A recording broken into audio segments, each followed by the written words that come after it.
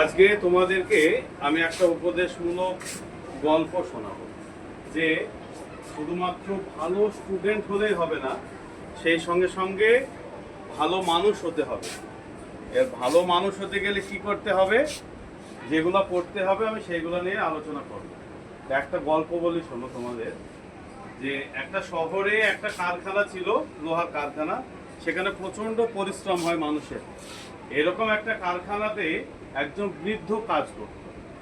বৃদ্ধর একটা সন্তান ছিল, সেই সন্তানটা ছিল পড়াশোনায় খুব ভালো, পড়াশোনাতে খুব ভালো।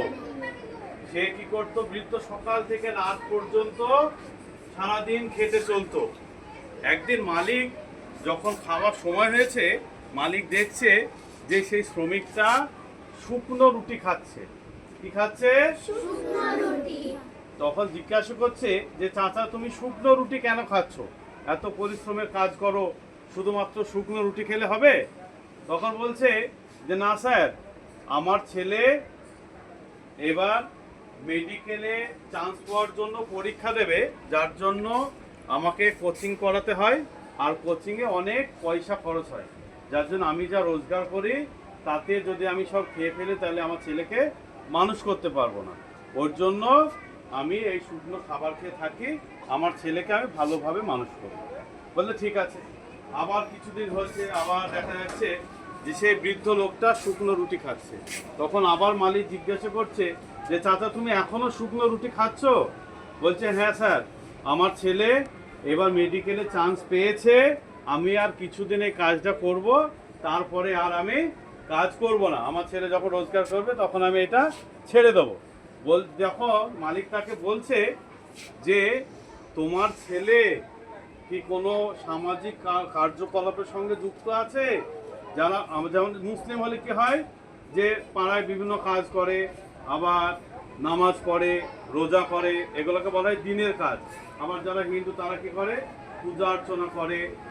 এইগুলো যারা করে তাদের মধ্যে একটা ভীতি থাকে, ভয় থাকে যে সমাজে আমার ভয়। কিন্তু তখন ওই চাচা বলছে আমার ছেলে তো সারাদিন পড়া করে, আমার ছেলে সময় পায় না ওইসবগুলো করার, তবে যখন চাকরি পেয়ে যাবে তখন বড় হবে তখন এগুলো করবে। বলছে আচ্ছা ঠিক আছে। তারপরে মালিক তার কাজে চলে গেল, শ্রমিক কাজ করছে। 6 মাস পরে মালিক দেখছে এখনো তো ওই চাচাটা এখনো কাজ করো, ছেলে তো মেডিকেলে চান্স পেয়ে গেছে, তাহলে এখনো কেন কাজ করে? যে তখন হঠাৎ করে চাচাকে ওই মালিক ডেকে পাঠিয়েছে তার অফিসে। মালিকের কাছে ওই চাচা ঢোকার পরেই মালিক হাউ হাউ করে কেঁদে ফেলেছে। এই চাচা কি করছে? হাউ হাউ করে কাঁদছে। তখন মালিক বলছে যে চাচা, আপনি কাঁদছেন কেন? আপনি তো চেয়েছিলেন আপনার বাচ্চা মেডিকেলে চান্স পাবে, ডাক্তার হবে, মানুষের সেবা করবে, এখন তো সেটা হয়েছে। বলছে সব বুঝেছি স্যার, কিন্তু আপনি সেদিন একটা কথা বলেছিলেন যে আপনার ছেলে দিনের শিক্ষা আছে, আপনার ছেলের সামাজিক শিক্ষা আছে। তখন আমি বলেছিলাম যে আমার ছেলে পড়ার জন্য এগুলো সময় পায় না, কিন্তু তখন আমি বুঝিনি যে আমার ছেলে এই শিক্ষাগুলো না থাকার জন্য সে প্রকৃত মানুষ হবে না। বলছি কেন, এখন কি হয়েছে? বলছে আজকে সকালবেলায় বাড়িতে প্রচুর মারামারি করেছে, ভাঙচুর করেছে। কেন না, আমি জানি না আমার ছেলে কবে কবে মোবাইল গেমে আসক্ত, মানে জুয়ো খেলাতে আসক্ত হয়ে গেছে। এখন সে মেডিকেলে চান্স পেয়েছে, তার পিছনে এখনো পয়সা দিতে হবে, প্লাস এই জুয়ো খেলার জন্যও তার বাবাকে তাকে পয়সা দিতে হবে। এখন তার বাবা কোথায় টাকা পাবে? শ্রমিক, এত খেটে খাওয়া মানুষ। তখন কেউ তার বাবার সঙ্গে সে মারধর করেছে।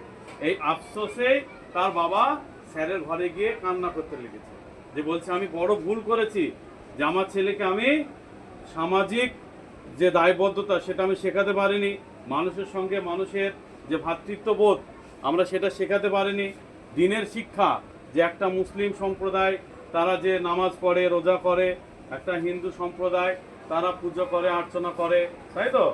এইগুলো আমি আমার বাচ্চাকে তখন শেখাতে পারিনি বলেই আমি আমার বাচ্চাকে প্রকৃত মানুষ করতে পারিনি। তাহলে কি বুঝলাম? যে ভালো পড়ুয়া হলেই কিন্তু ভালো মানুষ হওয়া যায় না, যায় কি? তাহলে ভালো মানুষ হতে গেলে আমি যেমন পড়াশোনা করব, তার মাঝে মাঝে বাপ মায়ের সেবা করব, বাপ মার প্রতি ভক্তি আনবো, শ্রদ্ধা করব, আশেপাশে যারা থাকবে সিনিয়রদেরকে, যারা বয়স্ক মানুষ তাদেরকে ভক্তি করবো। হঠাৎ তুমি রাস্তা দিয়ে যাচ্ছ, দেখছো একটা বয়স্ক মানুষ রাস্তা পার হতে পারছে না, তোমরা এখন তো বড় হয়ে গেছো, তুমি যদি সেই লোকটাকে যদি হাত ধরে রাস্তার ওপারে করে দাও, তুমি হচ্ছে প্রকৃত মানুষ। কিন্তু একটা ভালো ছেলে সারা দিন পড়ে, ক্লাসে ফার্স্ট হয়, কিন্তু যদি ওই বৃদ্ধ লোকটাকে রাস্তার এপার থেকে ওপারে করে দিল না, তার মধ্যে মানুষত্ব নেই। অতএব মানুষ হতে গেলে যেমন পড়াশোনা দরকার, তেমনি ভিতরের মূল্যবোধটাও দরকার। আমি চাই তোমরা সবাই এই রকম মানুষ হবে। তোমরা হবে তো এরকম মানুষ? হ্যাঁ, আমরা আশীর্বাদ করি, দোয়া করি তোমরা যেন, আমি যেমন চাইছি তোমরা যেন তেমন মানুষ হও। ঠিক আছে? সবাই ভালো থাকবে।